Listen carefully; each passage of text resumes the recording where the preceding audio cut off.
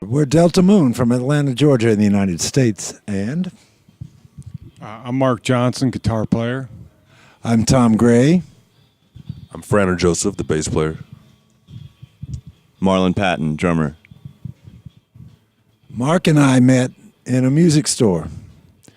And I tried to sell him a dobro guitar, but he didn't want to buy it. But we got together and we started playing. I wasn't working in the store. I just had the dobro in my car, which scared his girlfriend. She wanted to get out of there. But we started getting together and playing, and we played together a long time before we actually became a band, because as two slide players, we never thought about doing a two-slide guitar player band, at least not for a long time. We'd just get together and play at home. And then we started playing. And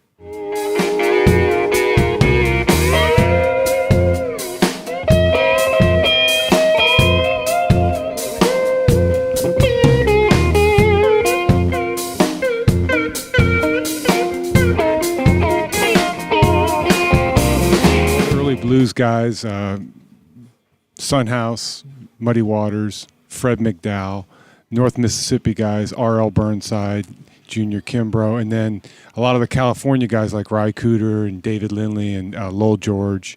I think one thing that really got us started playing is Ry Cooder and David Lindley playing together, because Ry Cooder would play the slide guitar and David Lindley played the steel guitar like I play. So we said, if they can do it, we can start doing it.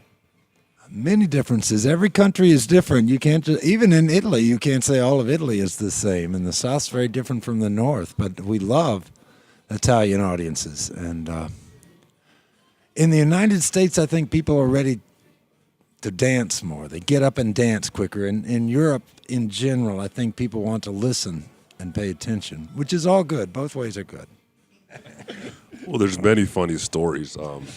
Every night's different. And one story in particular that I remember is me and Darren Stanley actually was playing drums at the time, and he started messing with me in the van, trying to edge me on, and we ended up getting out in the street and fighting a little bit, just wrestling, playful wrestling, but Tom's got it all on video. That's kind of scary. I did video the whole thing. Frainer took off his shirt. Yeah. Darren won, but he said Frainer could have won, but Frainer is just too nice of a guy. He said Frainer doesn't have a killer instinct. Well, not a bad problem to have, I guess. People were locking their car doors. Yeah, we were scaring other people. Baby, we got to give up playing games.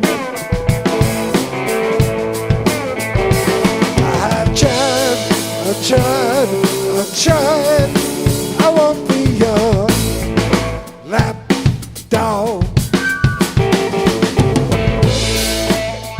I think to write a song, any way you can get a hold of it is good. Any way you can get started, a little wedge to get a song started. I like to write a song from a title. Mark comes up with a lot of guitar riffs. So when I get a good title, I've got he sends me recordings of a lot of different riffs, and I'll come back through and see what might fit it. Or I keep a notebook of titles, and we get together and start playing, and I look and see what title might work, and then just start writing the song from there. And sometimes the song just happens. The song just wants to be written, and it just comes like that. Oh, the whole thing, music and all the words. You got to polish it some, but usually the best songs come very quickly, and then you spend a long time polishing them. Then there's always one or two that come together in the studio, like this last record that's going to be released in Europe in March.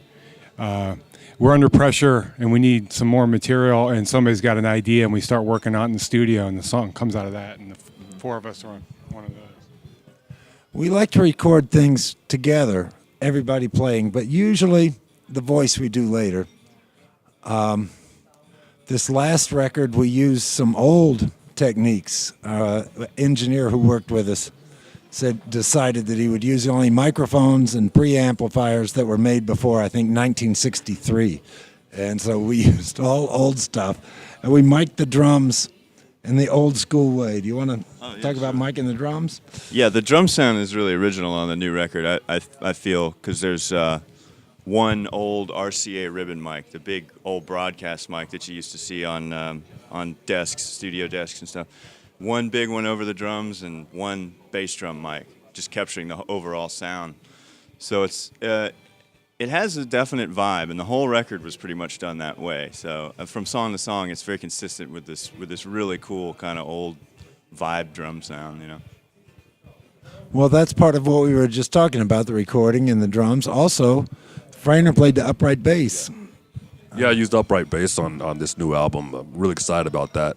Like I said, it added to the vibe of the new album, and actually live, I'm actually playing upright now as well. So I purchased an electric upright by Eminence that I really like, just to kind of play the songs live the way we did in the studio.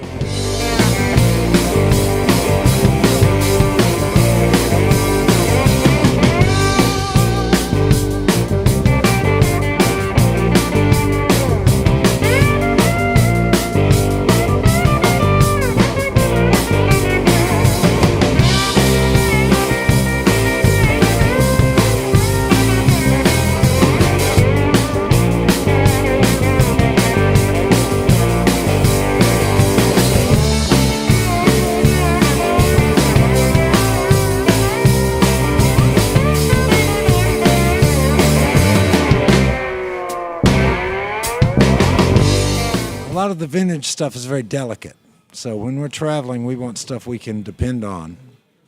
Isn't that right, Mark? New stuff in the vintage style. Very simple amplifiers, and we use simple guitars except for the Moog. But yeah.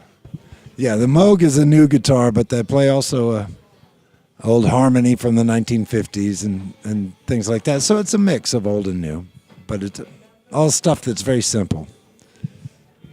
That's a show I enjoyed too. We're talking about a friend of ours in Atlanta, Kevin Kinney, and I just played on the new Driving and Crying record. I don't know if you know them in Italy, but they're a band that's done well in the United States. Kevin Kinney and Driving and Crying. I played a lap steel on their record, and we went to see him. When was that? Right around Christmas. It was a good show, great show. All right.